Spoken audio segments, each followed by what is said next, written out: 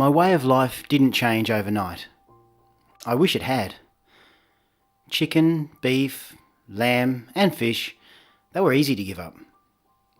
It was obvious to me by now that these creatures were being tortured and killed without regard.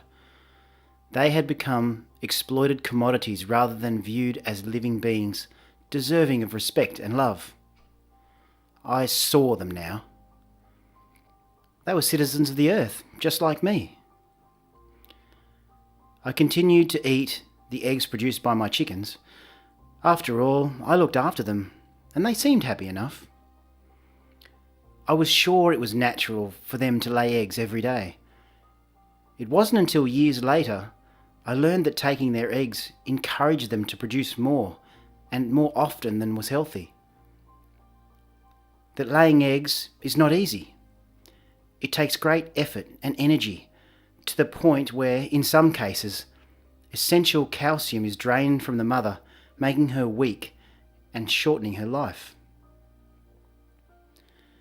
I thought of myself as a vegetarian, whatever that really meant. The plight of animals was at the forefront of my mind whenever my thoughts turned to food.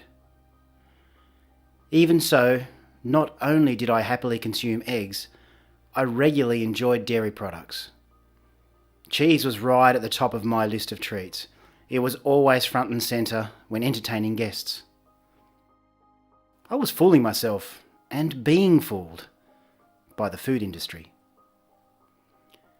When I was a kid, I had relatives that operated a dairy farm. The cows looked healthy, and I remember a beautiful black calf suckling on my fingers.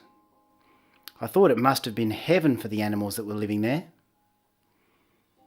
This experience reinforced all of those dairy commercials featuring happy cows, grazing, feeding their young, and even laughing. The white gold that flowed from that iconic bottle was also touted as a silver bullet for health. The milk mantra rang out across the nation. Calcium, protein, healthy teeth, strong bones. Such was the culture. If you weren't feeding your kids dairy, you were an irresponsible parent. The world had long been aware of the barbaric treatment meted out to factory chickens and pigs.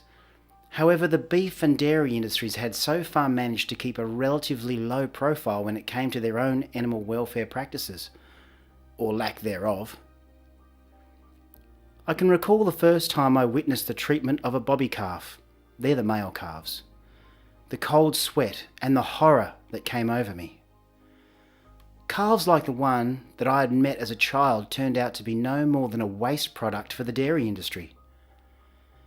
Taken from their grief-stricken mothers soon after birth, weak and hungry without milk to nourish them, these babies would be carted off for slaughter or kept in a tiny pen until their muscles had softened, wasted enough to be consumed as veal. Sickened as I was by the brutal truth, I realised that for so many years I'd been ignorantly complicit. No more. Many say that rape is too strong a word for what cows endure at the hands of the dairy industry. Perhaps it is, but it's as close to the truth as any word could be. How else could you describe an act of sexual violation without consent? Perhaps rape is our word, reserved only for humans. Some may argue that a human's life is more valuable than that of a cow. Surely, even those who subscribe to this notion would have to admit that by definition, these innocent victims of the dairy industry have been sexually abused year after year after year. It certainly became blindingly obvious to me. At long last, my moral scale tipped. No more dairy and no more eggs. I would forever embrace the compassionate way, the vegan way. It felt good, and I felt free.